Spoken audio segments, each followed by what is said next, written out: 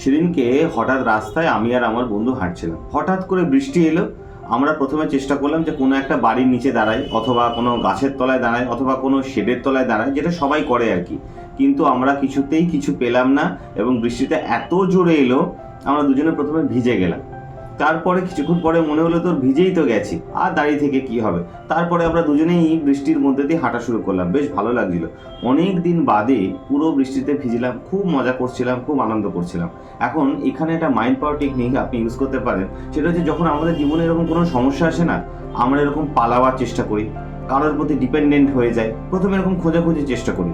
প্রথমটায় যেটা হবে সেটা, আপনি ওরকমভাবে কারোর উপর ডিপেন্ড করবেন না, একদম ভয় পাবেন না।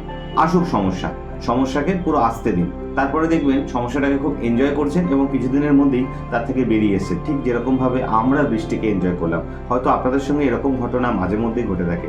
নিজে ভালো থাকুন, অন্যকে ভালো রাখুন, আর অবশ্যই কমেন্টস করুন। নমস্কার।